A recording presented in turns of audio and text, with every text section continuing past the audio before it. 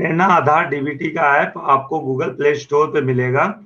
सारे टीचर्स हमारे पहले से भी यूज कर रहे हैं, उन्होंने स्टूडेंट एनरोलमेंट का काम भी ऐप के माध्यम से किया था। तो गूगल प्ले स्टोर पे जाके प्रेरणा आधार डीबीटी नाम से सर्च करेंगे तो आपको वो ऐप मिलेगा, जिसमें आपको उसको इंस्टॉल करना है। इंस्टॉल करने के बाद उसको आपके स्क्रीन पे एक आइकन दिखेगा प्रेरणा डीबीटी करके, उसको आप ओपन करेंगे तो आपको यहाँ पे दिखेगा प्लीज सेलेक्ट योर डिस्ट्रिक्ट।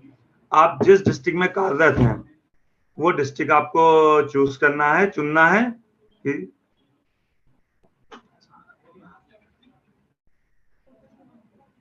जैसे मैंने अभी सहारनपुर डिस्ट्रिक्ट चुना कि सहारनपुर में कार्यरत हैं। नेक्स्ट के बटन पे हम जाएंगे और अपना रजिस्टर्ड मोबाइल नंबर जिसपे कि अभी तक आपके पास एमडीएम में जो आप लोगों ने मोबाइल नंबर अपना रजिस्टर करा रखा है वो नंबर का प्रयोग करना है। जिन अध्यापक का मोबाइल नंबर हो सकता है अभी रजिस्टर्ड ना हो तो वो अपने खंड शिक्षा अधिकारी से संपर्क करके उसको रजिस्टर भी करा सकते हैं। और हमने उसको पोर्टल पे भी, इस ऐप पे भी ऑप्शन दे दिया है कि अगर आपके यहाँ किसी एक अध्यापक का मोबाइल नंबर रजिस्टर्ड है तो बाकी अपने उसके यहाँ अगर 4 अध्यापक कार्यरत हैं तो उनका मोबाइल नंबर भी ऐप के माध्यम से रजिस्टर कर सकते हैं। अब आपको अपना रजिस्टर्ड मोबाइल नंबर एंटर करना है।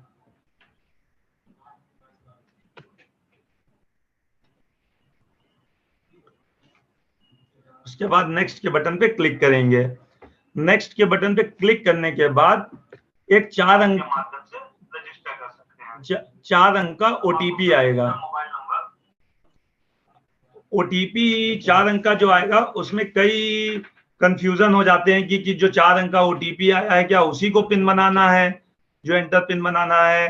तो ऐसा नहीं है, वो ओटीपी ऑटो रीड करके आपकी फोन को वेरिफिकेशन के लिए होता है कि आपने जो नंबर यूज किया है वो आप ही के पास है, किसी अदर पर्सन ने आपके नंबर का प्रयोग नहीं कर रहा है कि उसका मिसयूज ना कर सके। फिर इसके बाद एंटर पिन का जो ऑप्शन है वो आप अपनी इच्छा अनुसार बना सकते हैं। जैसे आपने अपनी ये गाड़ी का नंबर बना दिया जो आपको याद रहे, कोई और डिजिट बना दी, डेट ऑफ बर्थ बना दी जो आपको हमेशा याद रहे।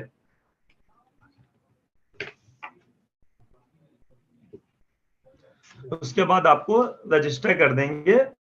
ये नंबर आपका रजिस्टर्ड हो गया। अगर आपका नंबर विभाग के पास रजिस्टर नहीं है यूपीएमडीएम पे तो वो आपको बताएगा कि आपका नंबर रजिस्टर्ड नहीं है। तो उस दशा में आप 2 कार्य कर सकते हैं।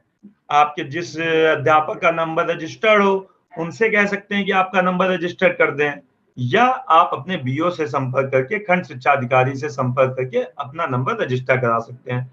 अब जो पिन हमने बनाया था, जैसे आपने डेट ऑफ बर्थ का पिन बनाया, गाड़ी नंबर का आपने पिन बनाया, उसके थ्रू आप इसको लॉगिन कर जाएंगे। जैसे कि आप सारे ऐप अभी लॉगिन करते हैं प्रेरणा से। आप लोगों ने टीचर ऐप भी प्रयोग किया, स्टूडेंट एनरोलमेंट ऐप का भी प्रयोग किया, जो आप लोगों ने सफलतापूर्वक हम लोग को यहाँ पे सारी इंफॉर्मेशन दी।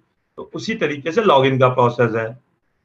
हम लॉगिन करेंगे तो अब यहाँ पे ये 1 टाइम प्लीज वेट दिखाएगा कि आपके जितने बच्चे आपके उस विद्यालय में होंगे वो बच्चे आपके हमारे डेटा सर्वर से लाएगा आपके फोन में।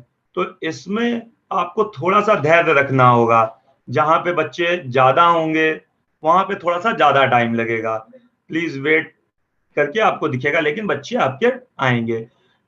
नेट की कनेक्टिविटी आपको इस समय तो प्रॉपर चाहिए होगी कि बहुत स्कूलों में हमारे यहाँ 500-600 बच्चे हैं, तो टाइम प्रोसेस हो सकता है 1 मिनट लग जाए, तो आपको वेट करना धैर्य रखते हुए। इसके बाद आपको इसमें 2 ऑप्शन दिखेंगे। पहला ऑप्शन आपको दिखेगा डीबीटी, दूसरा दिखेगा verified and drop out report. उसके ऊपर आपको अपनी डिटेल दिख रही होगी कि नाम क्या है, किस डिस्ट्रिक्ट में है, ब्लॉक क्या है, स्कूल का नाम क्या है, स्कूल का टाइप क्या है, पीएस है, यूपीएस है, कंपोजिट है, डेजिग्नेशन हमारी क्या है, वहां पे मोबाइल नंबर क्या है, और ऐप का वर्जन क्या यूज कर रहे हैं। हो सकता है आप लोग अभी भी बहुत लोग स्टूडेंट एनरोलमेंट वाला यूज कर रहे हो, तो इससे आप जान सकते हैं कि ऐप का वर्जन हम क्या प्रयोग कर रहे हैं। हम डीबीटी के आइकन पे क्लिक करेंगे जब भी हमको अब इस पे कार्य करना है, आगे की हमें जो प्रक्रिया करनी है, तो हम डीबीटी के ऑप्शन पे क्लिक करेंगे तो आपको यहाँ पे एक विंडो दिखेगी टीचर इंफॉर्मेशन की। अब इसमें आपके विद्यालय में जितने भी टीचर एमडीएम पे दर्ज होंगे, जो इस पे अभी आप लोग को आईवीआर कॉल भी आती है, वो आपको यहाँ पे प्रदर्शित होंगे। आपको लगता है कि पिछले 1 साल से लॉकडाउन रहा, चीजें एमडीएम की नहीं चली, तो बहुत सी चीजें हो सकता है अपडेट ना हो। तो आपको लगता है कि जैसे कि विकास कुमार जी हैं, वो अब चले गए हैं, हमारे यहाँ से स्थानांतरण हो गया है, या किसी कारण से वो विद्यालय उन्होंने छोड़ दिया है, तो आप इसमें रिमूव कर सकते हैं उनको। रिमूव करने के पहले अगर धोखे से आपसे पता चला किसी गलती से कारणवश उस पर टच हो गया, तो उससे पहले वो आपसे पूछेगा क्या आप इसको हटाना चाहते हैं। आप अगर कहेंगे नहीं नहीं हटाना चाहते हैं, तो आपका वो उसी स्थिति में पुनः आपको वापस दिखेगा। लेकिन आप कहते हैं नहीं, इनको हटाना चाहते हैं, ये अब हमारे विद्यालय में नहीं है, जैसे ही हम इसको हाँ के बटन पे क्लिक करेंगे, बटन प्रेस करेंगे, दाबेंगे, तो ये हमारे सिस्टम में सूचना मिल जाएगी कि आप इनको अपने इस विद्यालय से हटाना चाहते हैं। और हमारे कॉल सेंटर के माध्यम से इसको कंफर्मेशन ले लिया जाएगा इनसे कि क्या आप इस विद्यालय में नहीं है, तो उनको हटा दिया जाएगा, और जिस विद्यालय में वो होंगे उनको उस विद्यालय में कॉल सेंटर के माध्यम से रजिस्टर्ड हम कर सकते हैं। तो आप रिमूव पे हम जैसे क्लिक करते हैं और हाँ पे हमने क्लिक किया, तो ये रीजन पूछेगा कि रिटायरमेंट हो गए हैं, ट्रांसफर हो गया, हो सकता है किसी कारण से उनकी डेथ भी हो गई हो, या किसी कार्रवाई के कारण सस्पेंड चल रहे हो। तो अभी 4 कारण से आप इनमें हटा सकते हैं। जैसे अभी हमने इनको रिटायरमेंट का ऑप्शन चुना और रिमूव रीजन पे क्लिक कर दिया, तो अब हमारे इसमें विद्यालय में 2 अध्यापक बचे हैं। अब ये हमें पता है कि हमारे यहाँ 2 ही अध्यापक हैं वर्तमान में, और हो सकता है किसी विद्यालय में 3 हो, लेकिन हमारे यहाँ 2 ही प्रदर्शित हो रहे हैं, तो आप इसमें एक अध्यापक को जोड़ सकते हैं। और ये प्रक्रिया इसलिए रखी गई कि बहुत से विद्यालय में हो सकता है बच्चों का काउंट ज्यादा हो, 300, 400, 500 के आसपास हो, तो हम उसको क्लास वाइज डिस्ट्रीब्यूट कर सकते हैं, जिससे कि काम आसानी से और बिना लोड के एक आदमी के ऊपर बर्डन के हो सके। अब इसको हम एक ऐड करके आपको दिखा देते हैं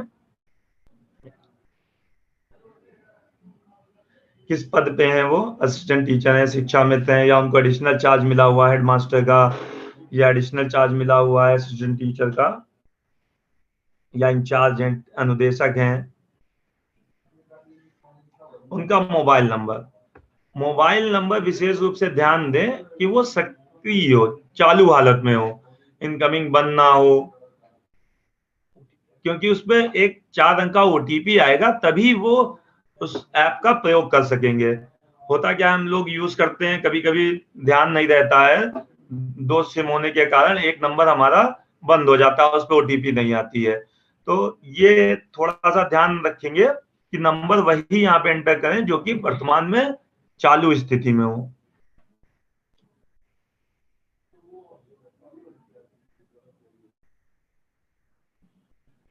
टीचर एचआरएमएस कोड, क्योंकि हमारे सारे अध्यापक मानव संपदा पे आज की डेट में पंजीकरण है, रजिस्टर्ड है, सबने अपना अपना मानव संपदा पे रजिस्टर करा रखा है, तो उनका मानव संपदा की आईडी जो है, जिसको आईडी और कोड जो सेम है, आईडी और कोड, वो यहाँ पे एंटर करना है। एंटर करने के बाद इसको हम एक बार ध्यान पूर्वक देख लेंगे कि हमने ये इंफॉर्मेशन भरी है, ये हमारे विद्यालय में कार्यरत है।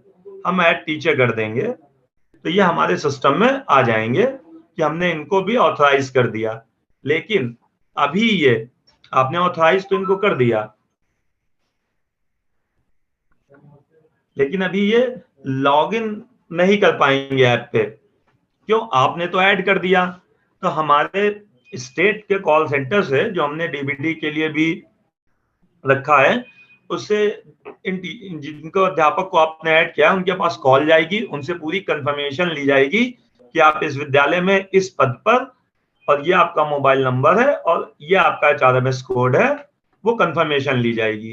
वो उस चीज को कंफर्म करेंगे, उसके तुरंत बाद वो रजिस्टर अपने मोबाइल पे उसको करके प्रयोग कर सकते हैं। हमने सारी इंफॉर्मेशन देख ली कि अब सारी इंफॉर्मेशन हमारी टीचर की सही है। उसके बाद नीचे दिए गए ऑप्शन में लिखा है उपयुक्त दिए गए अध्यापकों का विवरण सत्यापित कर लिया गया है, तो आपको इस पर टिक करना है। तो उसके बाद आपको नीचे नेक्स्ट का बटन दिखेगा कि हमको आगे जाना है इस प्रक्रिया से, तो हम नेक्स्ट के बटन पे क्लिक करेंगे। एक चीज हिमांशु मैं ऐड करना चाहूंगा। जैसे हिमांशु ने बताया कि मान लीजिए जब आपने ऐप में लॉगिन किया, इस प्रक्रिया को, जैसे अभी मैंने आपको बताया कि हमारे यहाँ मानव MDM में जो कॉल जाती है, एक ना एक नंबर हमारे पास रजिस्टर्ड है, तो जिसका भी अध्यापक का नंबर रजिस्टर्ड है वो इस प्रक्रिया को पूर्णता कर लेगा और अपने साथियों को, अपने साथ के अध्यापक को, शिक्षा मित्र असिस्टेंट टीचर्स को इसमें जोड़ लेगा। उसके बाद हम नेक्स्ट के बटन पे क्लिक करेंगे, तो भी वो आपसे पूछेगा क्या आप आगे बढ़ना चाहते हैं।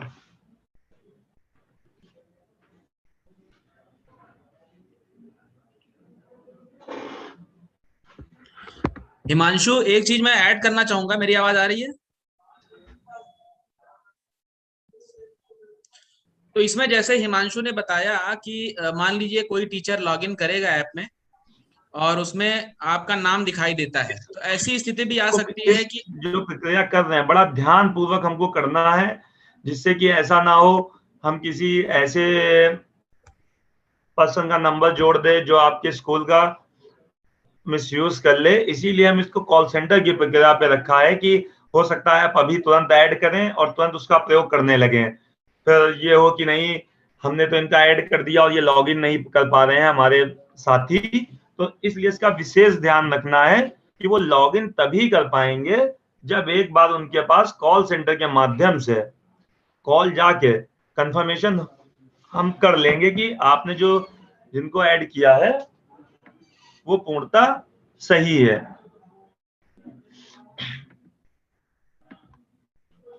इस तरीके से आप करेंगे, नेक्स्ट के बटन पे हम करेंगे तो ये दिखाएगा कि क्या आप आगे बढ़ना चाहते हैं, क्योंकि मोबाइल फोन है, कभी आपसे हो सकता है गलती से टच हो जाए, तो हम एक कंफर्मेशन लेते हैं कि क्या आप अब आगे बढ़ना चाह रहे हैं इस प्रक्रिया से। जैसे ही आप हाँ के बटन पे क्लिक करेंगे तो आपको अपने विद्यालय के जितने बच्चे थे इस सत्र में प्रेरणा पोर्टल पे रजिस्टर्ड हैं, प्रेरणा पोर्टल पे जितने बच्चे रजिस्टर्ड हैं वो आपको यहाँ पे प्रदर्शित होंगे। और इसमें भी हो सकता है अपने प्रेरणा पोर्टल पे यहाँ पे 23 दिखा रहा है, हो सकता है अपने प्रेरणा पोर्टल पे 30 बच्चे रजिस्टर कर रखे हों, लेकिन आपको यहाँ पे 23 बच्चे ही दिख रहे होंगे। उसका कारण ये होगा कि हमने जितने बच्चे हमारे पास रजिस्टर्ड हैं हर स्कूल में, हमने एक बैकएंड में अपने स्टेट पे हमने एक प्रोसेस चलाया, चेक किया।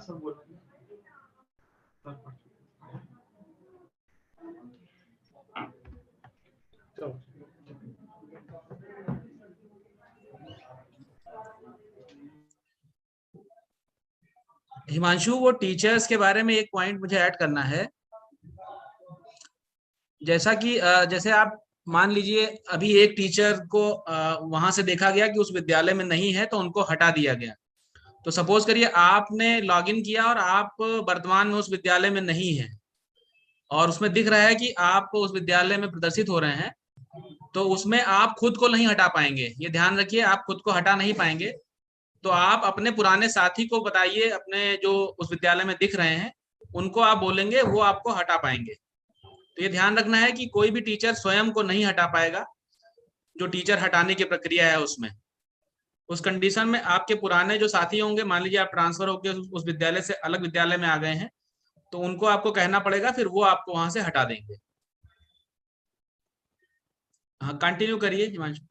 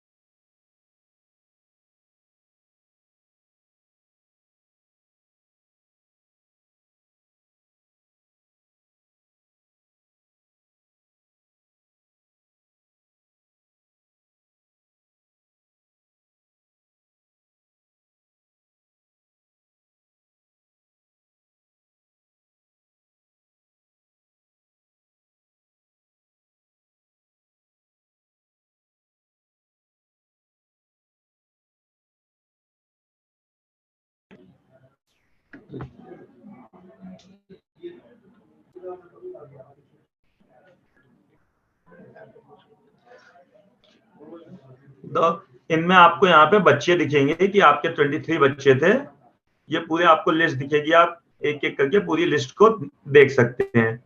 अब इस लिस्ट में आपको जो बच्चे आपके यहाँ वर्तमान में हैं उनको वेरीफाई के बटन पे क्लिक करना है। तो उसके बाद भी सिस्टम पूछता है आपका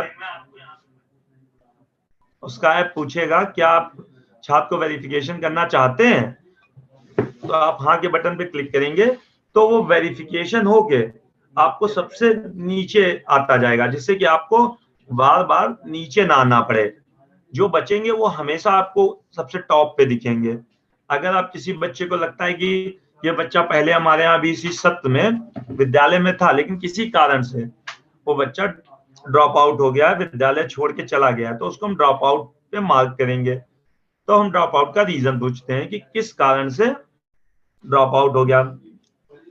उसके कई कारण हो सकते हैं, विद्यालय में दूर होने के कारण, पढ़ाई में कठिनाई के कारण, परिवार घुमंतु होने के कारण, कई कारण हो सकते हैं। जिस कारण से वो बच्चा विद्यालय छोड़ के गया है उसमें उसका सेलेक्ट करना है। जैसे हमने ये किया कि ईंट भट्टों पे काम करने के कारण ये विद्यालय कुछ हमारा विद्यालय छोड़ के अपने हो सकता है होम जनपद में चले गए हो, तो आप इसको ड्रॉप आउट कर देंगे तो ये ड्रॉप आउट में मार्क हो जाएगा।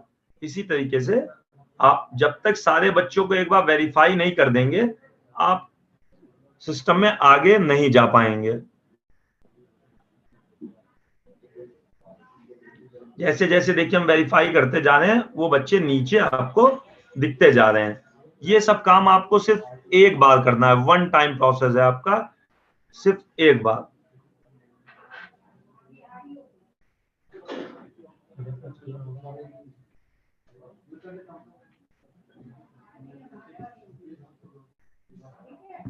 इस तरीके से आपको सारे बच्चों को वेरिफिकेशन में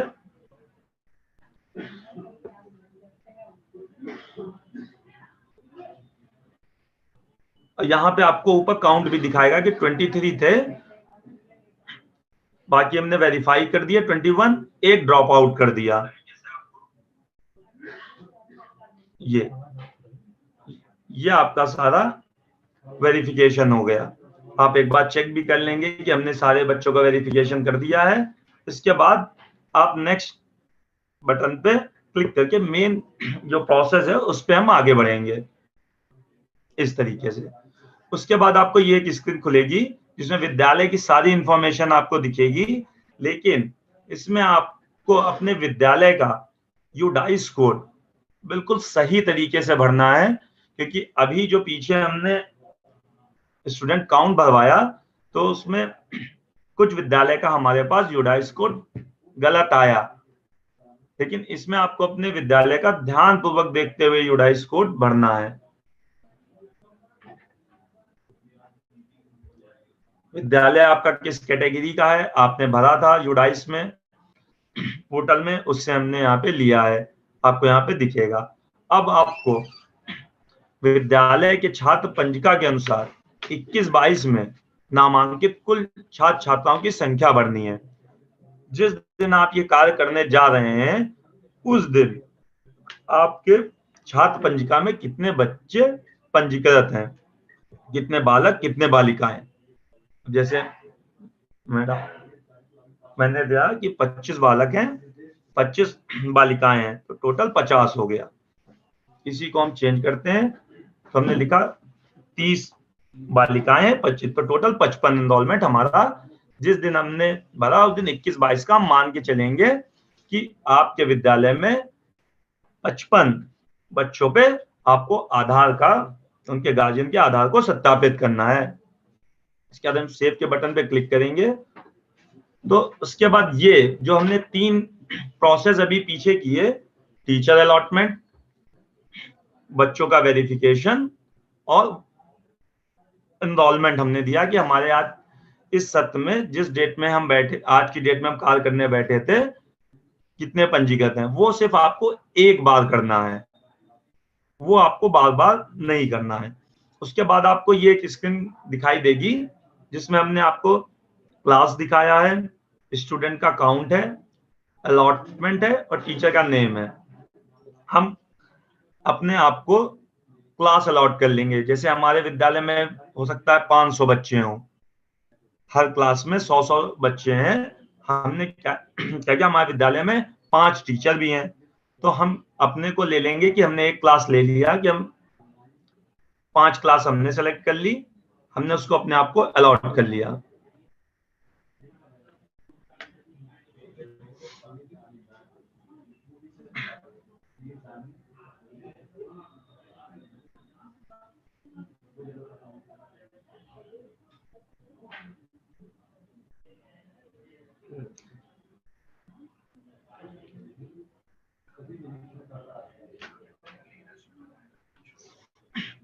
ये हम इसको अलॉट करेंगे और ये डेटा हमारे सिस्टम पे तुरंत रिफ्लेक्ट करेगा कि जिससे कि कोई आपका दूसरा अध्यापक ऐप को लॉगिन करेगा तो उनको उस क्लास का बच्चा प्रदर्शित ना हो।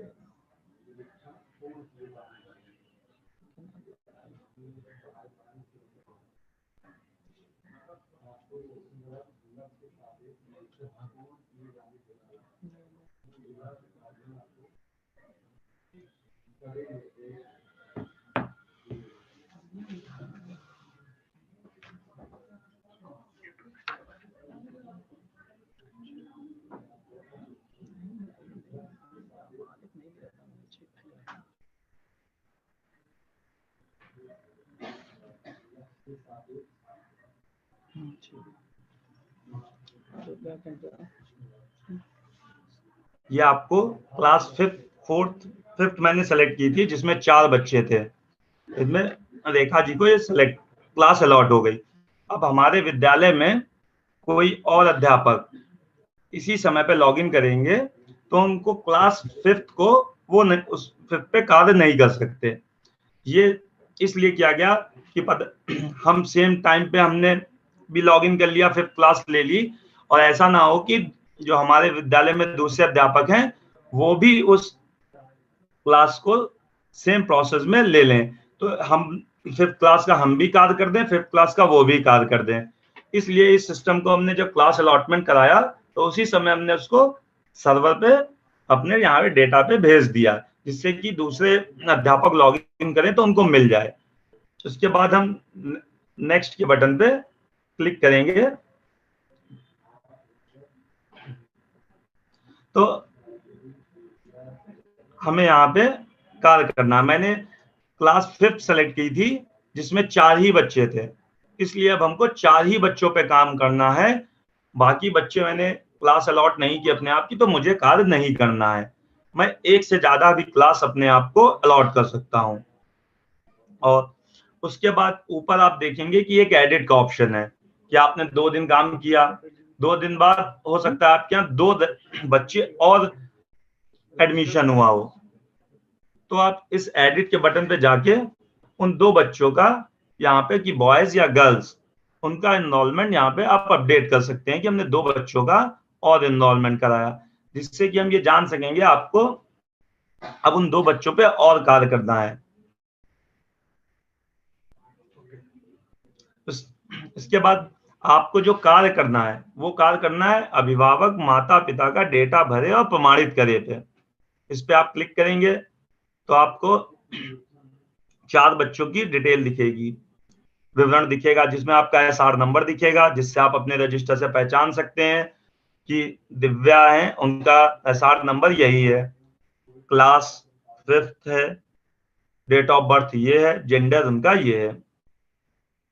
उसके बाद विवरण भरे का एक आपको आगे बटन दिख रहा होगा, विवरण भरे पे आप क्लिक करेंगे तो आपको उनकी पूरी डिटेल खुलेगी जो आपने प्रेरणा पोर्टल पे दर्ज कर रखी है कि दिव्या है, डेट ऑफ बर्थ है, जेंडर है, क्लास है। इसमें आपको उनका एड्रेस भरना है, जिससे कि विलेज और पोस्ट मिलाते हुए आपको एड्रेस इसमें फिल करना है, भरना है। उसके बाद अभी हम ये मान के चलते हैं कि जिस ब्लॉक में आपका विद्यालय है तो बच्चा भी उसी ब्लॉक का होगा, लेकिन अगर किसी कारणवश हो सकता है आपका विद्यालय इस ब्लॉक में पड़ता हो, बच्चा किसी और ब्लॉक का है, तो आप उसके एड्रेस में चेंज कर सकते हैं। आपको सारे ब्लॉक आप जिले के दिखेंगे। अगर आपको हो सकता है किसी कारणवश से जिला ही दूसरा हो उस बच्चे का, कि वो सहारनपुर में तो आप रह रहा है लेकिन हो सकता है किसी बगल जिले का हो, तो आप उसका जिला भी चेंज कर सकते हैं। आपको यहाँ पे सारे जिले भी दिखेंगे कि जो भी जितने जिले हैं हमारे उत्तर प्रदेश में, आपको सारे जिले भी यहाँ पे प्रदर्शित होंगे, तो आप उनका जिला भी चेंज कर सकते हैं।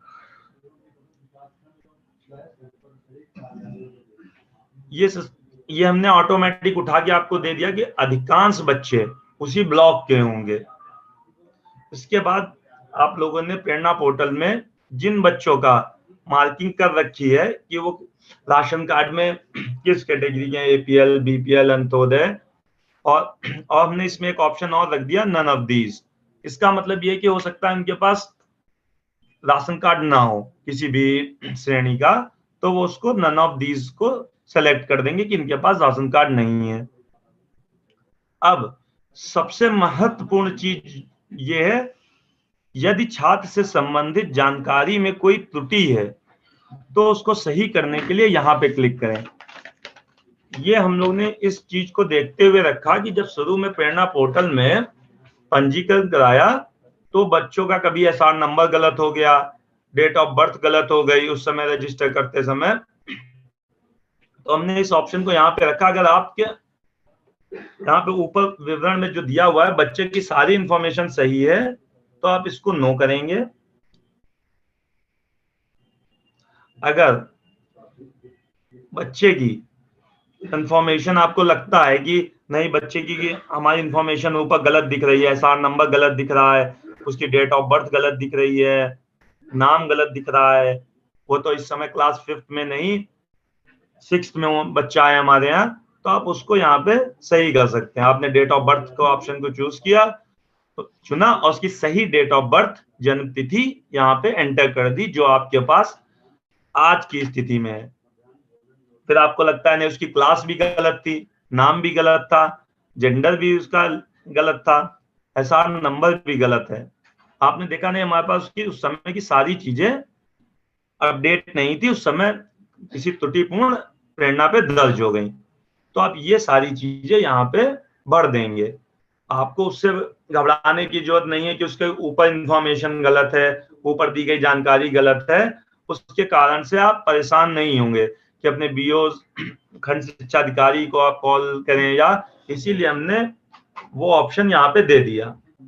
उसके बाद सबसे महत्वपूर्ण जानकारी है कि जो आप आधार गार्जियन का ले रहे हैं, जिससे कि आपका उनका कंसेंट लेना है, इस पे आपको टिक उसमें लिखा हुआ है कि मेरे द्वारा उक्त छात्र के अभिभावक को बेसिक शिक्षा विभाग द्वारा संचालित डीबीटी योजना के तहत अभिभावक के आधार कार्ड नंबर का प्रयोग केवल सत्यापन हेतु करने की सहमति लेते हुए सहमति पत्र की छायाप्रति विद्यालय में संचित करने की जानकारी दी गई है। इसका मतलब ये है कि हम उनका जो आधार लेंगे, जो छायापत्र ली, उसका प्रयोग सिर्फ हम डीबीटी योजना के लिए करेंगे। इसके अलावा उनका हम प्रयोग कहीं भी नहीं उसका करेंगे। इस पे आप एक्सेप्ट करेंगे तो आपको नीचे दिखेगा कि हम जो जानकारी आधार में भरने जा रहे हैं उससे बच्चे का रिलेशन क्या है, नाता क्या है। हो सकता है उसके फादर का, पिताजी का अकाउंट हो, माताजी का अकाउंट हो। किसी कारणवश हो सकता है बच्चे के माता पिता ना हो, तो आप उनके दादा दादी का आधार भी लगा सकते हैं। लेकिन अगर उन बच्चे के माता पिता जीवित हैं तो आपको माता या पिता के आधार का ही प्रयोग करना है।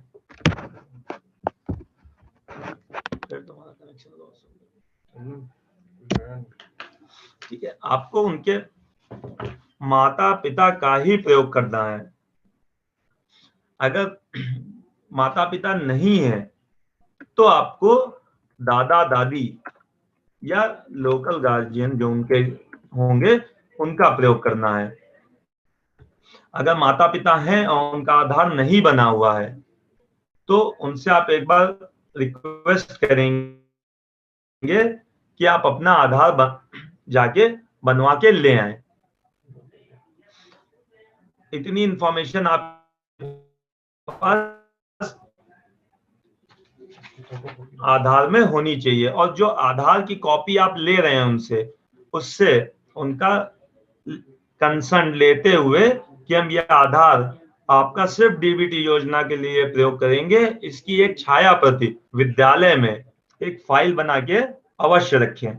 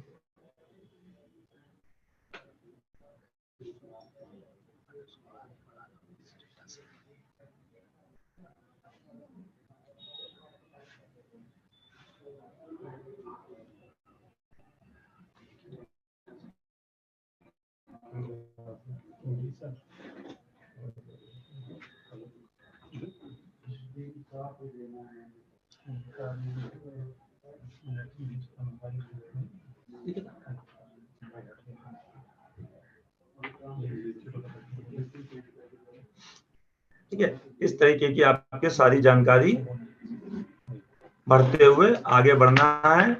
पिन कोड भरना है जहां पे उसका एड्रेस पता है।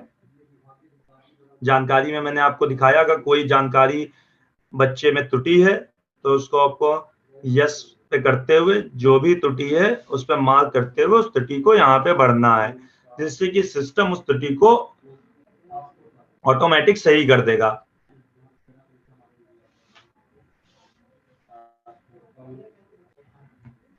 अब अगर आपके पास जो आपने छाया प्रति ली है, अगर आपके पास ओरिजिनल आधार की कॉपी लेके कोई अभिभावक आया है तो उसको आपको मैनुअल एंट्री करने की जरूरत नहीं होगी, तो आप उसको स्कैन भी कर सकते हैं।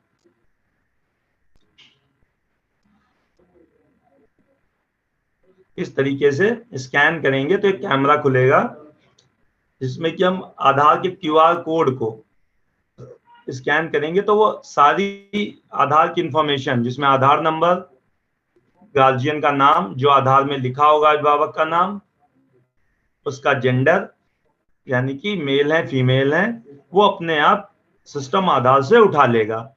अगर आपके पास फोटोकॉपी है तो आपको मैनुअल एंट्री करके उसको दर्ज कर देना है। उसमें आधार नंबर लिखना है, नाम लिखना है। नाम में ध्यान देंगे ध्यान पूर्वक कि जो आधार कार्ड में लिखा है, जैसे अभी आप देख रहे होंगे मैंने गुरविंदर स्पेस सिंह, तो अगर आधार में भी गुरविंदर स्पेस देके सिंह लिखा है तो आपको गुरविंदर स्पेस सिंह देके ही लिखना है। अगर आपके आधार में सिंह नहीं लिखा है तो आपको सिंह नहीं लगाना है। हो सकता है जनरल वे में अपने नाम के आगे सिंह लगाते हो, लेकिन आधार में आपके नहीं है तो आपको आधार में नहीं लगाना है। जिस अवस्था में आपके आधार में नाम लिखा है उसी अवस्था में आपको यहाँ पे दर्ज करना है। उसके बाद आपको अपना मोबाइल नंबर जो कि सक्रिय हो, जिसपे कि हम सारी जानकारी आपको दे सकें कि आपके डीबीटी में आधार में क्या प्रोग्रेस है, आपका जब में फंड ट्रांसफर हुआ, तो हम आपको सारी जानकारी इस नंबर पे दे सकें।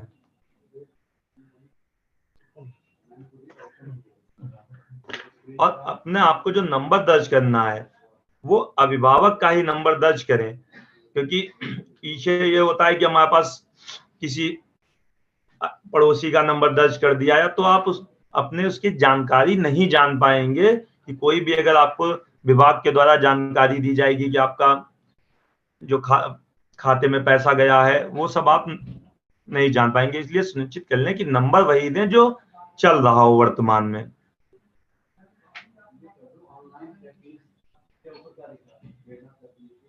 इसके बाद आप क्लिक हेयर टू वेरीफाई आधार पे बटन को क्लिक करेंगे, तब आपको ध्यान देना है कि सिस्टम में आपके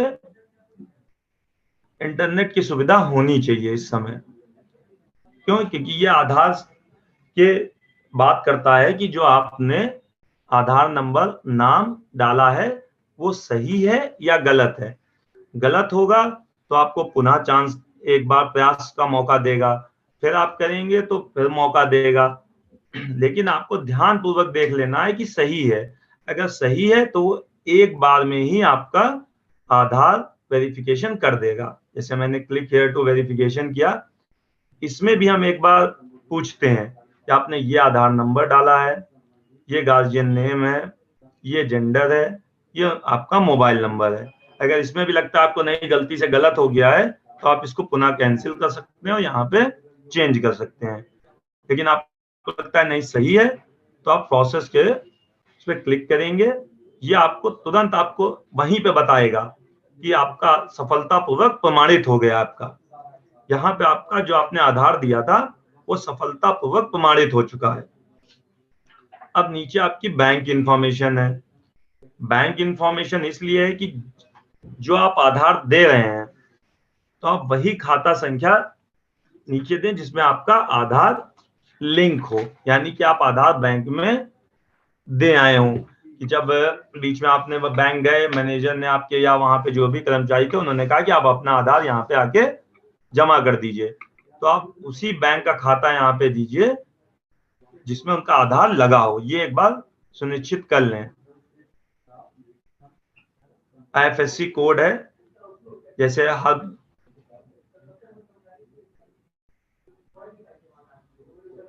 तो विद्यालय का प्रथम शिक्षक शिक्षा मित्र अनुदेशक जो ऐप यूज करने के लिए ओपन करेगा तो कोशिश करिए कि उसी एक ही के द्वारा वो पूरे बच्चों का काम किया जाए, सभी शिक्षक एक साथ बैठ जाएं और वेरिफिकेशन का पार्ट जो है सभी बच्चों का ये एक ही टीचर द्वारा एक ही बार में बैठ के कर दिया जाए। तो ऐप टीम रेडी है। मैं हिमांशु से अनुरोध करूंगा कि आप शुरू करें। में हम लोग बैंक डिटेल भरने की स्थिति में थे, उसमें हम लोग कंटिन्यू करेंगे। फिर और इम्पोर्टेंट चीजें होंगी तो समय समय पर मैं फिर आपको बताता रहूंगा। जैसा कि आपने लास्ट स्क्रीन शेयरिंग तक देखा था कि हमने आईएफएससी कोड भरा था, तो उस आईएफएससी कोड वाले प्रोसीजर में आपको सिर्फ बैंक अकाउंट का, जो कि अभिभावक की बैंक खाता पासबुक में आईएफएससी कोड मेंशन्ड होता है, उसी को देखते हुए वहां पर जब भरेंगे तो बैंक की शाखा का नाम और बैंक का पता दोनों ही वो अपने आप उठा लेता है। उसके बाद जिस भी बैंक का आप अकाउंट नंबर भर रहे हैं, यहाँ से वो ऑलरेडी उसमें दिया गया है। जैसे कि अगर आप इलाहाबाद बैंक का भर रहे हैं तो 11 डिजिट का अकाउंट नंबर होता है, तो वो उसमें अपने आप वो सिर्फ 11 ही डिजिट लेता है। तो बहुत ही ध्यानपूर्वक जो भी अभिभावक के बैंक खाता पासबुक में आपको अकाउंट नंबर दिख रहा है उसको भरे। अकाउंट नंबर आपसे 2 बार पूछा जाता है, ध्यान रहे कि दोनों बार आप सही अकाउंट नंबर भरेंगे तभी वो मैच करेगा। उसके बाद आपको सेव एंड अपडेट का बटन जो होता है उसको दबा के उसको फॉर्म को सेव कर देना है। आप जब फॉर्म को सेव कर देंगे तो आप वापस से इसी स्क्रीन पे पहुंच जाएंगे जो कि अभी आपको दिखाई दे रही है। आपको आप ये ऊपर जो अभिभावक माता पिता का डेटा भरे और प्रमाणित करे का ऑप्शन दिख रहा है, इस पे आप जब चेक करेंगे तो देखिए जिस बच्चे का अभी हमने सारा विवरण भरा है, जिसके अभिभावक का हमने आधार कार्ड का सत्यापन किया था, उनके बैंक अकाउंट का अभी इंफॉर्मेशन ली थी, उसके आगे आप विवरण भरे की जगह प्रमाणित करे आ रहा है लिखकर। जब आप प्रमाणित करे पे क्लिक करेंगे तो आप प्रमाणित करे पे जब क्लिक करेंगे तो ये आप उसको फाइनली बीओ के लेवल पे आप उसको भेज रहे हैं। जैसे मैं यहाँ पर प्रमाणित करे पे क्लिक करूंगा तो देखिए जो इंफॉर्मेशन आ रही थी उस छात्र की वो यहाँ दिखने लगेगी। आपको प्रोसीड के बटन पे क्लिक करना होगा। जैसे ही आप प्रोसीड के बटन पे क्लिक करेंगे आप देख सकते हैं कि यहाँ पे प्रमाणित छात्र मतलब जितने बच्चों का शिक्षक द्वारा प्रमाणीकरण हो जाएगा उनका काउंट यहाँ पे आ जाएगा। अब यहाँ पे देखिए ऊपर 3 बच्चों का काउंट हमारे पास हो गया है 4 की जगह पे, और 1 काउंट प्रमाणित छात्रों में आ जाएगा। तो जैसे जैसे आप अपने नामांकित छात्रों का प्रमाणीकरण करते जाएंगे वो छात्र आपके प्रमाणित छात्रों में दिखने लगेंगे। मैं जैसे प्रमाणित छात्र का अभी आपको रिपोर्ट खोल के दिखाऊंगा तो देखिए इसमें आपको प्रमाणित छात्र में जो जिस बच्चे का हमने अभी आधार गार्जियन का आधार का सत्यापन किया था वो यहाँ पे दिखने लगेगा। जब ये डेटा आपका सिंक हो जाएगा तब ये आपको यहाँ बीओ में भेजे गए प्रमाणित छात्रों में दिखने लगेगा। ये डेटा हर 1 घंटे में सिंक होता है। आपको अपने द्वारा किए गए सारे ही सत्यापन प्रमाणित छात्र में दिखने रहेंगे।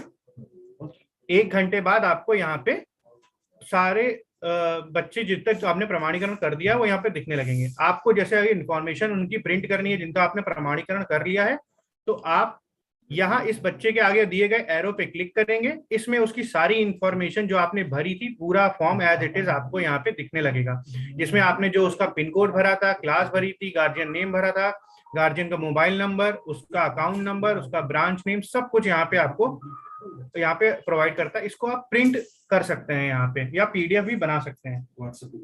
इसको आप आगे व्हाट्सएप पे भी फॉरवर्ड करा जा सकता है। इसके अलावा इस डैशबोर्ड में आपको 2-3 रिपोर्ट्स और दिखाई देती हैं।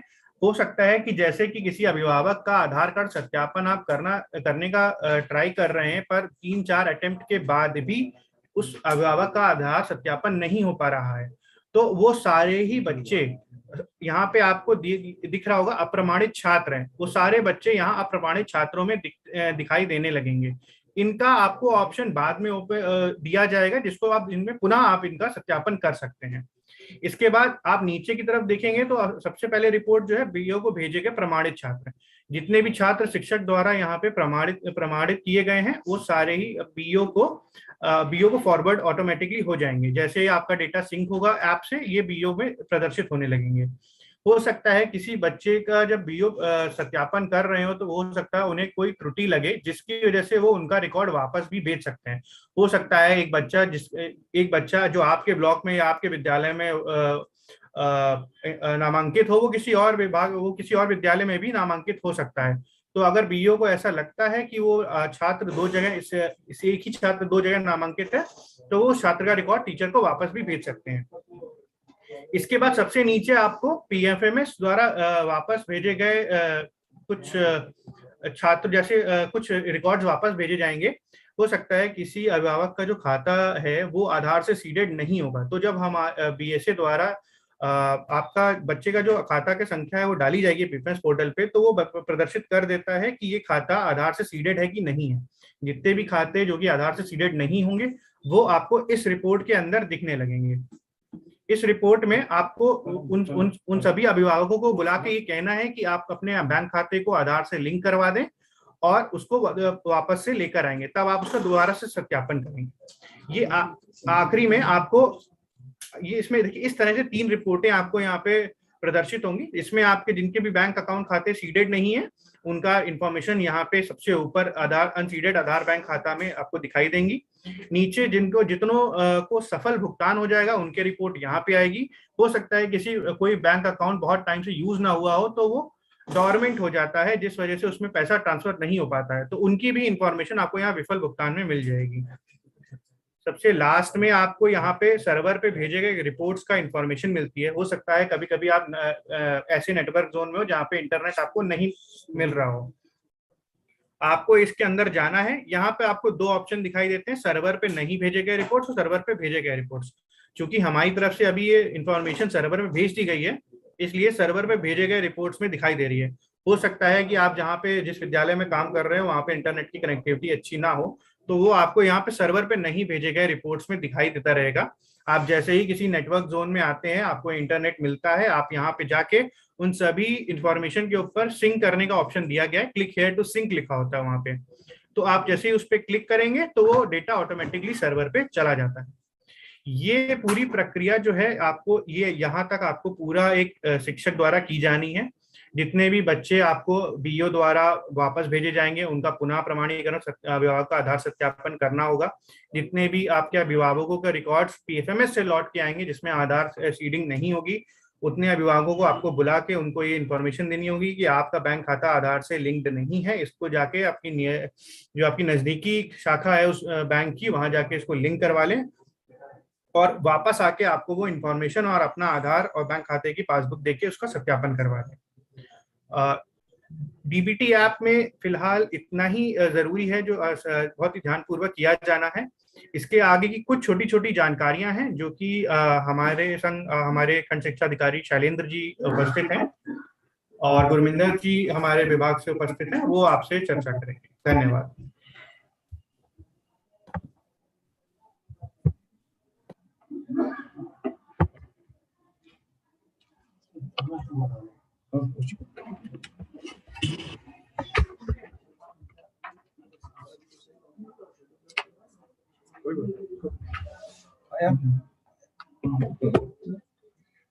धन्यवाद चंदन जी। अभी तक हम लोगों के बीच में अध्यापक के स्तर से क्या कार्रवाई किस प्रकार से की जानी है उस पर चर्चा की गई।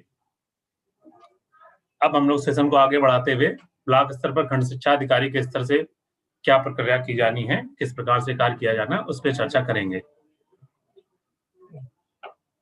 जो प्रेरणा डीबीटी ऐप है वो हमारे शिक्षकों के प्रयोग के लिए है। जो खंड शिक्षा अधिकारी स्तर पर लॉगिन किया जाएगा वो उनकी पूर्व से चली आ रही जो प्रेरणा पोर्टल की ब्लॉक आईडी है उसी के माध्यम से लॉगिन करेंगे और लॉगिन करते ही आप देख पा रहे हो कि बाईं ओर सबसे नीचे स्क्रीन शो हो रही है डायरेक्ट बेनिफिशियरी ट्रांसफर।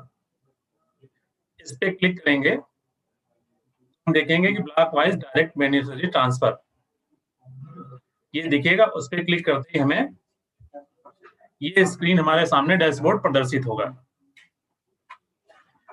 डैशबोर्ड में एक नंबर पे जो दिया हुआ है टोटल इनरोल्ड स्टूडेंट, तो टोटल इनरोल्ड स्टूडेंट में आपके विकास खंड में जितने भी छात्र नामांकित हैं जो कि वर्तमान में प्रेरणा पोर्टल पर रजिस्टर्ड भी हैं उनकी संख्या प्रदर्शित होगी। यदि आपको लगता है कि आपके यहाँ पर इससे अधिक छात्र नामांकित हैं और कम प्रदर्शित हो रहे हैं, इसका सीधा सा मतलब है कि जो अंतर आ रहा है, जो गैप आ रहा है, उन छात्रों का प्रेरणा पोर्टल पर पंजीकरण किया जाना है। वो पंजीकरण करा लेंगे आप तो ये गैप दूर हो जाएगा। अब दूसरे वाले पे आते हैं। ये दूसरे पे जो हमारा है पेंडिंग फॉर टीचर वेरिफिकेशन। अब जैसे जैसे हम लोग काम करते जाएंगे तो टोटल इनरोलमेंट के सापेक्ष हमारा ये कितना काम शेष बचा है यहाँ पर प्रदर्शित होता रहेगा। यहाँ पर जो छात्र संख्या लिखी हुई है इतना अभी काम करना ब्लॉक का शेष है। क्योंकि अभी शुरुआत नहीं हुई तो जितने छात्र कुल प्रेरणा पोर्टल पर पंजीकृत दिखाई दे रहे हैं उतने ही हमारे यहाँ पर प्रदर्शित हो रहे हैं। ध्यान देंगे कि यहाँ पे संख्या जो दिख रही है वो ड्रिल डाउन है। इसको अगर क्लिक करेंगे हम लोग तो विद्यालयवार जितना हमारा काम पेंडिंग है या लक्ष्य है कितना होना है, वो छात्र संख्या हमारी प्रदर्शित होना शुरू हो जाएगी, जिससे आप विद्यालयवार भी समीक्षा कर सकेंगे कि कहाँ पे कितना काम हो गया है, ये कितना काम होना रह गया है, ये आप लगातार इसकी मॉनिटरिंग कर सकेंगे। अब तीसरे वाले उस पे आते हैं, लिखा है गार्जियन आधार नॉट वेरीफाइड।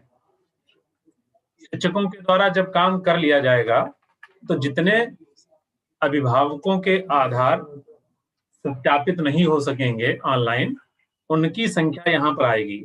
ये भी हमारा जो होगा वो डाउन वाला होगा। आप इस पे क्लिक करके देख सकेंगे कि किन किन छात्रों के संबंध में आधार उनके अभिभावकों का सत्यापित नहीं हो सका है। इस मामले में जो खंड शिक्षा अधिकारी के स्तर पर अपेक्षा की गई है कि वो संबंधित प्रधानाध्यापकों के माध्यम से उन अभिभावकों को अवगत कराएंगे और वो अपने आधार में जो भी त्रुटि है उसको सही कराएं।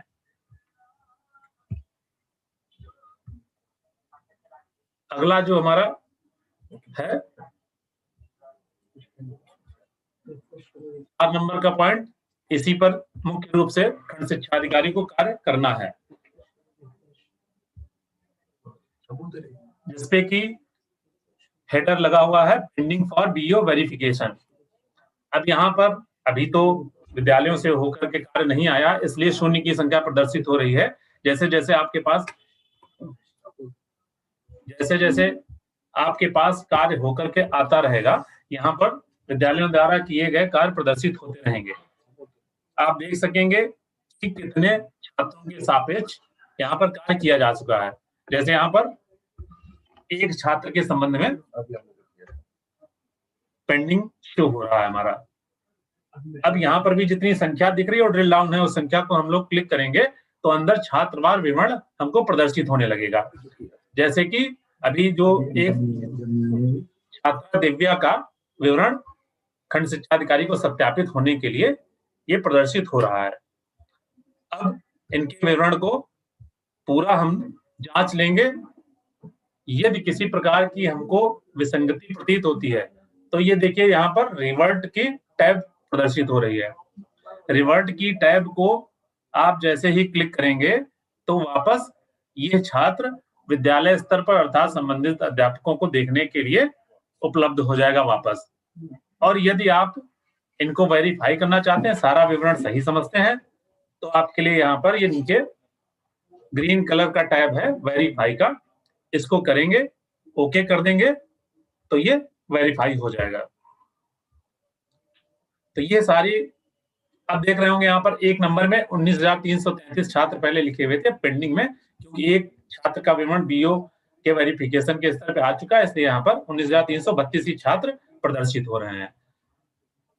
अब नेक्स्ट लेवल पे चलते हैं कि अब जो हम बीओ के पास वेरिफिकेशन के लिए छात्र आए थे, जितनी भी डिटेल, वो 2 टुकड़ों में 2 पार्ट्स में कन्वर्ट हो जाएगी। एक तो हमारा जो आ जाएगा जिनको कि हमने रिवर्ट किया होगा, तो 5 नंबर वाले में जो आपको टैब दिख रहा है reverted by BO to teacher, तो यहाँ पर ऐसे छात्रों की संख्या प्रदर्शित होगी जिनको बीओ ने फॉरवर्ड करने के लिए, वेरीफाई करने के लिए अनुपयुक्त पाया, वो संख्या यहाँ पर दिखेगी। अब अभी रिवर्ट करे कि 0 है तो 0 हमारे यहाँ प्रदर्शित हो रही है। इसको भी ये ड्रिल डाउन लगा हुआ है, यहाँ पर जैसे ही क्लिक करेंगे तो जो भी छात्र रिवर्ट किए गए हैं उनका विवरण भी यहाँ पर प्रदर्शित हो सकेगा और उसके भी अनुश्रवण किया जा सकेगा।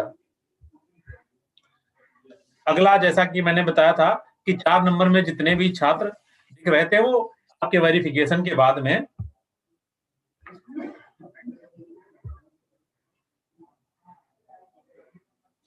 ये वेरिफिकेशन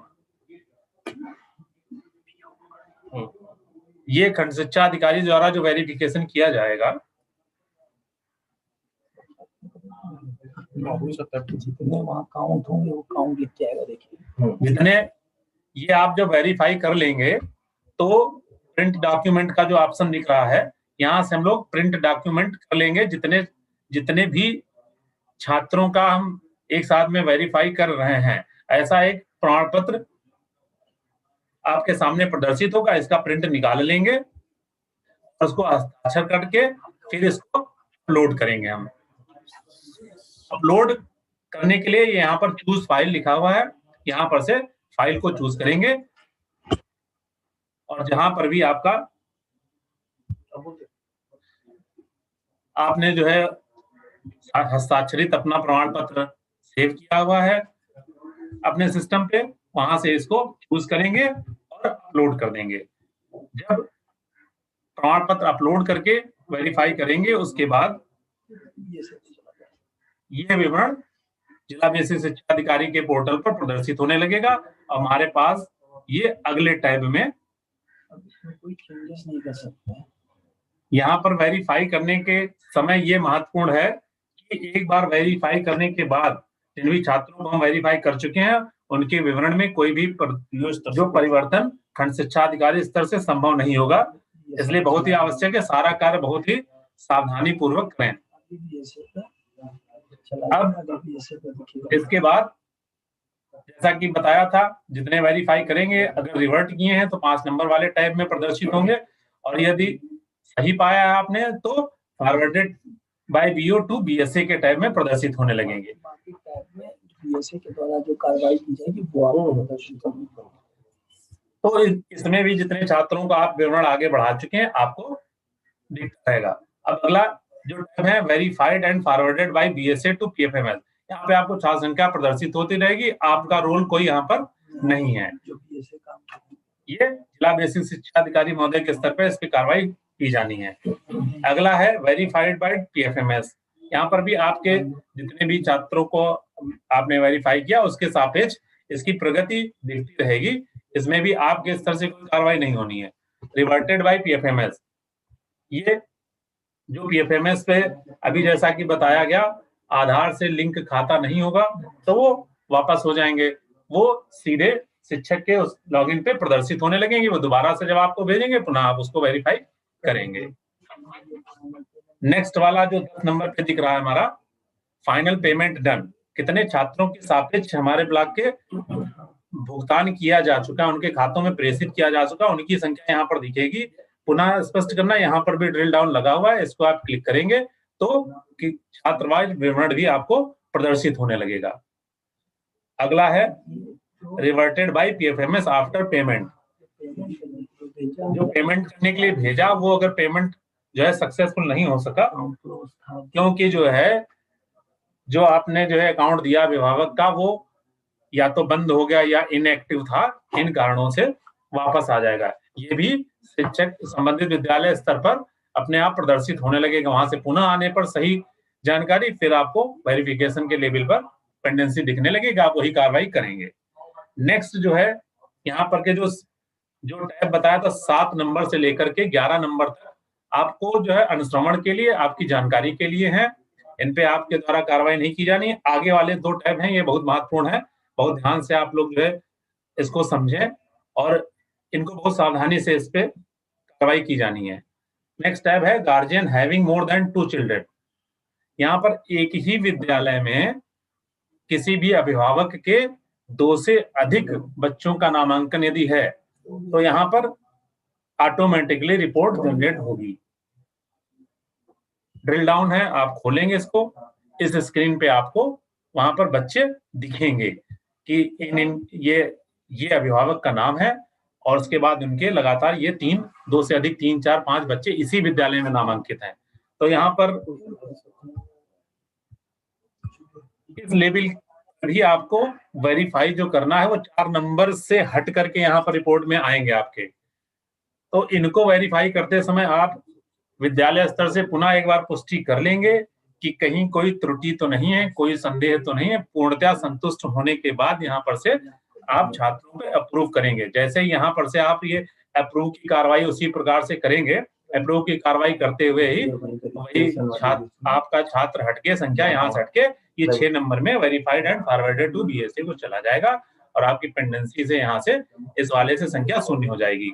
इसी प्रकार उसका अगला है एक टैब दिख रहा है सस्पेक्टेड स्टूडेंट्स। जो सस्पेक्टेड स्टूडेंट्स का टैब है इसको क्लिक करेंगे तो आप देखेंगे 2 तरीके की कंडीशन होंगी। एक तो एक ही अभिभावक के जो छात्र हैं वो अलग अलग विद्यालयों में नामांकित हैं। तो इसको भी बहुत सही से देखना है।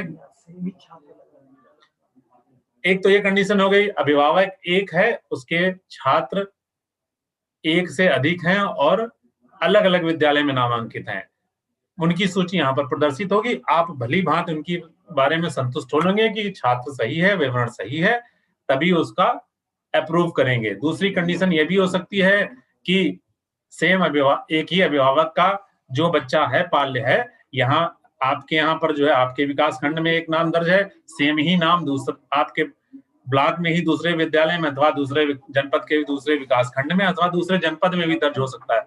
ऐसे छात्रों का विवरण यहाँ पर प्रदर्शित होगा। तो इन छात्रों के संबंध में भी पूर्णतया संतुष्ट होने के बाद ही इनको अप्रूव करेंगे। इस प्रकार से जो खंड शिक्षा अधिकारी के स्तर से डीबीटी के बारे में कार्रवाई की जानी है, उसके बारे में आपको बताया गया है। फिर से रिपीट करना है कि लास्ट वाले जो दोनों हैं, guardians having more than 2 children और सस्पेक्टेड स्टूडेंट्स, इस पर जो कार्रवाई करेंगे आप लोग बहुत ही सावधानी से करेंगे। इसको बाहर काम कर दिया।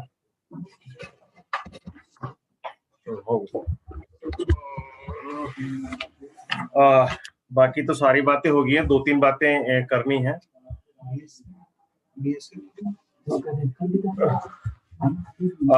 दो तीन चीजें हैं, बाकी तो हमने सारी बातें कर ली हैं जो मुझे समझ में आती हैं, जो आपसे बात करनी है। एक तो ये है कि विद्यालय में जितना ही नामांकन है, देखिए ऐप तब काम करेगा जब आपके विद्यालय में नामांकित बच्चे सभी प्रेरणा पोर्टल के चाइल्ड रजिस्ट्रेशन पे चढ़ जाएंगे। अगर चाइल्ड रजिस्ट्रेशन पर नहीं होगा, आपके रजिस्टर में रहेंगे, आपके बच्चे स्कूल में होंगे, ये उसके बावजूद भी आप उन बच्चों को इन बेनिफिट को उपलब्ध नहीं करा पाएंगे। वो आप तभी करा पाएंगे जब आपके विद्यालय में जितने भी नामांकित बच्चे हैं उन बच्चों का रजिस्ट्रेशन आप प्रेरणा पोर्टल पे करेंगे। जिसका भी रजिस्ट्रेशन प्रेरणा पोर्टल पे हो जाएगा वो ऐप में ऑटोमेटिकली दिखने लगेगा। इसका मतलब है तो समय लगेगा 1-2 घंटे, 4 घंटे, 24 घंटे के बाद। लेकिन जितना देखिए कक्षा 1 में है, जहां भी आप देख रहे होंगे कक्षा 1 में कुछ जगह रजिस्ट्रेशन अभी शुरू नहीं हुआ या नहीं किया, क्योंकि 2, 3, 4, 5 तो हमने लास्ट ईयर किया था, वो है हमारे पास। जैसे 7, 8 में कोई दिक्कत नहीं, कक्षा 6 वाले नए बच्चे हैं या नया नामांकन है, तो सभी एक कोशिश करें, सभी शिक्षकों से अनुरोध भी है कि अपने विद्यालय में जितने बच्चे नामांकित हैं उन सभी का रजिस्ट्रेशन आप प्रेरणा पोर्टल पे करा लें, जितना भी वही बच्चा ऐप में दिखेगा। दूसरा, जिसका अपने नाम कट गया है, पास आउट हो गया है, या आपने ऐसा रजिस्टर में उनको रिलीव कर दिया है, स्कूल से छोड़ दिया है, या स्कूल को ट्रांसफर सर्टिफिकेट दे दिया है, तो आप उनको, अभी सुबह भी बात हुई थी, माधव सर बता रहे थे, रोहित जी ने भी बताया अभी कि हम या तो उनको ड्रॉप वाली भी कंडीशन में ले जाएंगे। 10 बच्चे थे, 2 मेरे ड्रॉप हो गए, 8 मेरे कंटिन्यू कर गए, 1 नया आया, तो वो नया बच्चा जुड़ जाएगा। इसका मतलब आज के टाइम में उस कक्षा में मेरे पास 9 बच्चे हैं, तो वो वेरीफाई हो जाएंगे। तीसरी बात, मध्याह्न भोजन में जब हम पैसा दे रहे थे तो हम लोगों ने आधार और बैंक इकट्ठा किया था, लेकिन मैं फील्ड विजिट में हम लोग जितने भी साथी गए थे सबने ये महसूस किया, मैक्सिमम टीचर ने आधार और बैंक की पासबुक की छाया प्रति विद्यालय में रखी है, कुछ ने रजिस्टर मेंटेन किया। प्लीज आप, क्योंकि आपको ये पैसा ट्रांसफर कराना है, तो इसलिए आधार की एक छाया प्रति, बैंक के पासबुक की एक छाया प्रति अपने विद्यालय में प्रॉपर तरीके से आप स्टोर कर लेंगे, रिकॉर्ड में रखेंगे तो बेहतर होगा।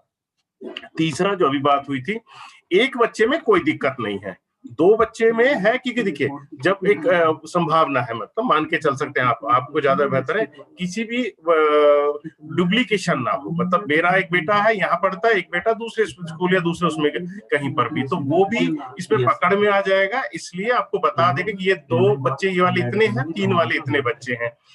तीसरी चीज, तीसरा ये है कि जैसे जैसे आप उसको अपलोड करते जाएंगे, जितने बच्चों का होगा वो आगे अपलोड होता जाएगा, ऑटोमेटिक आपके ऐप में दिखता जाएगा कि 100 बच्चे थे, हमने अपने से 75 कर लिए, तो उसमें वेट नहीं होगा, वो हर 1 घंटे पे सिंक्रोनाइज होता रहेगा। 2 समय नेट की बहुत जरूरत होगी, केवल वो है जब आप इसमें लॉग इन कर रहे हैं, उस समय जब वेरीफाई कर रहे हैं, उस समय आपको नेट का कंपलसरी जरूरत होगी। दूसरी जरूरत आपको नेट की तब पड़ेगी जब आधार आप उसमें लिंक कराएंगे, यानी कि जब आधार को आप ओटीपी करना, क्योंकि आधार ओटीपी तब आएगा जब आप नेटवर्क में होंगे। तो दो समय बहुत ज्यादा इंपॉर्टेंट है इसमें नेट की उपलब्धता। एक वो है तब जब आप शुरुआत कर रहे हैं, यानी बच्चे वेरीफाई और ड्रॉप कर रहे हैं। दूसरा है कि केवल जब आप ओटीपी आधार आ रहा है, बाकी के समय आप ऑफलाइन काम करिए यार। ऐसा नहीं कि आप काम करते जा रहे हैं वो सेव नेट चला गया, नेट में नहीं, क्योंकि आप भी जानते हैं आपका फोन पर अगर काम कर रहे हैं, ऐप में अगर काम कर रहे हैं, तो उसमें फिर आप, क्योंकि फोन आ गया, मान लीजिए किसी का मैसेज आ गया, तो डिस्कनेक्ट होगा। अगर ऑनलाइन रहेंगे तो उसको वो अच्छे नहीं होगा, यहाँ उसकी दिक्कत नहीं आएगी। आप जो भी कुछ करते जाएंगे, जो भी ड्रिल उसमें सेव करते जाएंगे, ऑटोमेटिकली 1 घंटे पर सिंक्रोनाइज होता जाएगा। सिंक्रोनाइज मतलब डेटा आपने जो भरा है स्कूल स्तर से, वो ब्लॉक के होते हुए निदेशालय तक रिकॉर्ड में आ जाएगा। उसके लिए आपको ऑफलाइन भी काम करेगा, इसलिए उससे परेशान होने का बिल्कुल भी जरूरत नहीं है। आप लोग सब भली बात ही परिचित है, क्योंकि एपीएल बीपीएल का इसलिए थोड़ा सा डाला गया क्योंकि कुछ पैसा भारत सरकार के साथ लेते हैं, कुछ पैसा राज्य सरकार के साथ। तो बेहतर होगा जिनके पास भी राशन के लिए जो कार्ड मिला वो रिकॉर्ड में रखें और अपने इसको कंप्लीट करें।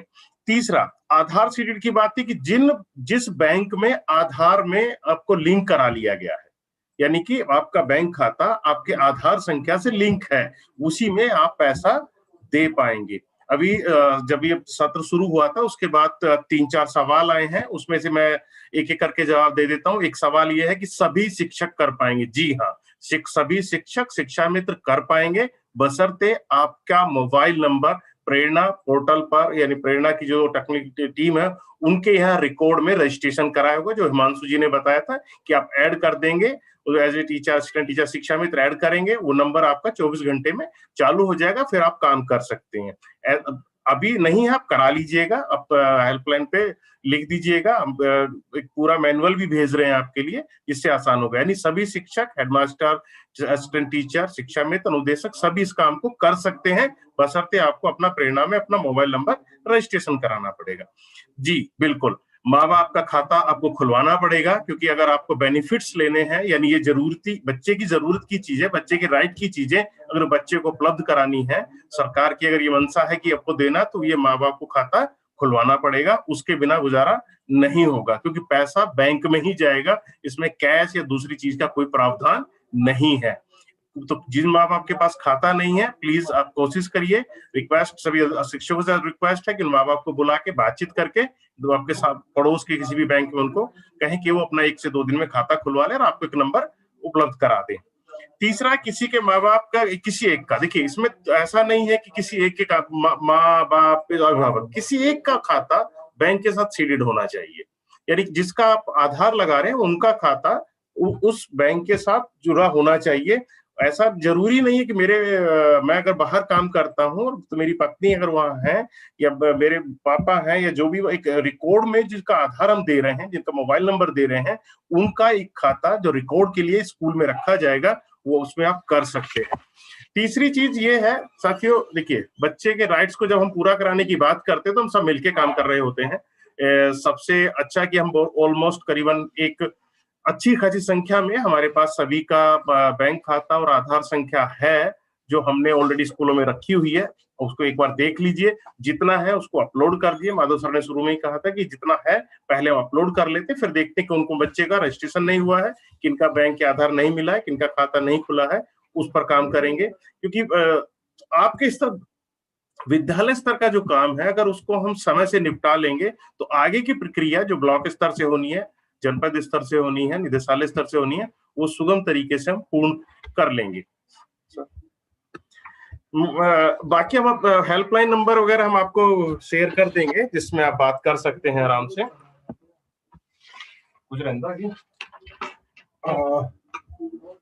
धन्यवाद गुरविंदर जी, बड़े विस्तार से अध्यापकों के स्तर पे किस प्रकार से ये कार्रवाई संपादित की जानी है और खंड शिक्षा अधिकारियों के स्तर पे किस प्रकार से ये कार्रवाई संपादित की जानी है, इसके बारे में आप लोगों को जानकारी दी गई। एक चीज मैं ऐड करना चाहूंगा कि देखिए, कुल मिला के टेक्स्ट बुक छोड़ के, टेक्स्ट बुक के अलावा कुल 5 चीजों का हम लोग डीबीटी करने जा रहे हैं। जो 5 चीजें हम बच्चों को देते थे वो है निःशुल्क यूनिफॉर्म, स्वेटर, जूता, मोजा और स्कूल बैग। इन 5 आइटम में से जो परिषदीय विद्यालयों के बच्चे हैं उन्हें हम 5 आइटम प्रोवाइड कराते हैं। उसके अलावा जो हमारे सहायता प्राप्त विद्यालय हैं उनमें हम 5 चीजें नहीं देते हैं। उनमें केवल यूनिफॉर्म दिया जाता है और स्कूल बैग दिया जाता है। स्वेटर, जूता, मोजा हम उनको नहीं देते हैं। तो पहले चरण में हमारा जो फोकस होगा वो परिषदीय विद्यालय जो हमारे लगभग 1,35,000 हैं, इन पे हमारा विशेष फोकस होगा। और प्रथम चरण में हम प्रयास ये करें कि अगले 2 दिन का जो टाइमलाइन दिया गया है उसमें 100% हमारे परिषदीय विद्यालय जरूर कवर हो जाए। तो इस तरह से हम एक अच्छी खासी संख्या में मैक्सिमम बच्चों को भेज सकते हैं। फिर अभी ऑथेंटिकेशन के प्रोसेस में और पीएफएमएस पर वैलिडेशन के प्रोसेस में कुछ डेटा ऐसे मिलेंगे जो वैलिडेट नहीं हो पाएंगे, वो वापस आएंगे आपके पास। आप फिर उनके पेरेंट्स से मिलोगे, उनसे कहोगे कि आप अपना अकाउंट सीट कराएं। तो ये प्रक्रिया अगले चरण के लिए रहेगी। बट अभी जो 1 सप्ताह में हमें करना है 100%, तो हमारे पास जो भी डेटा प्रेरणा पे अवेलेबल है उसके सापेक्ष 100% परिषदीय विद्यालयों का टारगेट लेके चलेंगे अगले 2 दिनों के लिए। इसके अलावा मैं रोहित सर से अनुरोध करूंगा, अगर कुछ कहना चाहते हो, कुछ ऐड करना चाहते हो तो स्वागत है।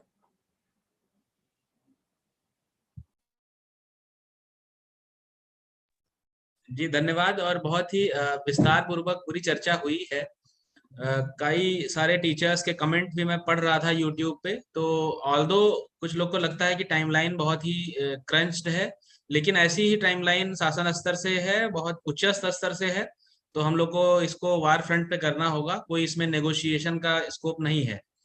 जैसा कि अभी बताया गया कि परिषदीय बच्चों को हमको प्रायोरिटी पे रखना है। इसका मतलब ये कदापि नहीं है कि अभी एडेड स्कूल वाले जो टीचर्स हैं वो ऐप यूज नहीं कर पाएंगे। वो बिल्कुल ऐप यूज कर पाएंगे और उनके जो बच्चे हैं उनको भी उनका विवरण वो सत्यापित कर पाएंगे। लेकिन हम बीओ स्तर से आगे भेजने की प्रक्रिया में अभी हम परिषदीय बच्चों का ही भेजने का प्लान करेंगे।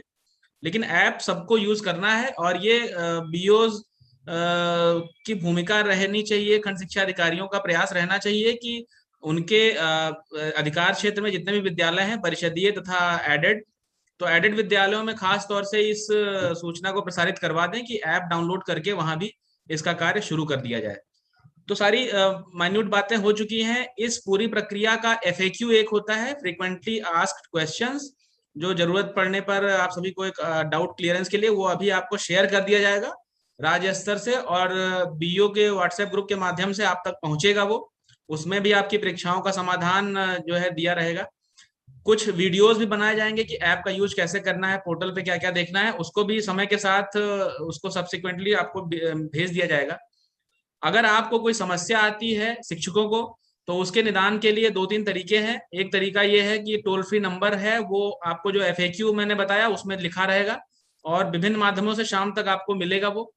दूसरा तरीका है कि आप अपने बीओज को भी व्हाट्सएप ग्रुप के माध्यम से दे सकते हैं और बीओ जो है राज्य स्तरीय व्हाट्सएप ग्रुप में उसको अपनी समस्या भेज सकते हैं, तो उसका भी निदान करने का प्रयास किया जाएगा। समस्या निस्तारण का यह सिस्टम है।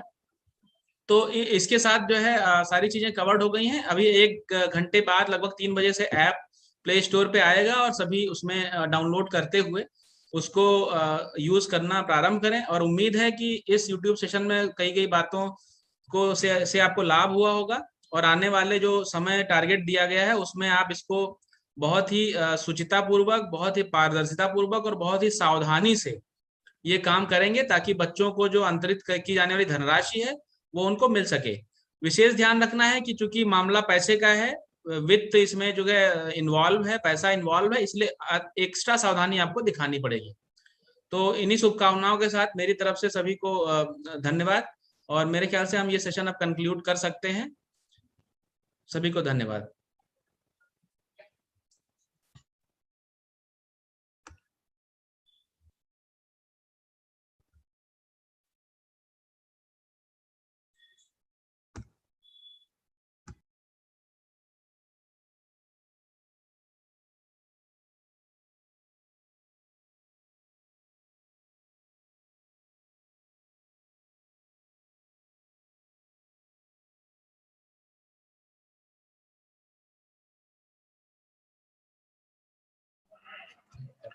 सभी लोगों को बहुत बहुत धन्यवाद आज के इस सत्र में जोड़ने के लिए, और इसके साथ ही सत्र का समापन किया जा रहा है।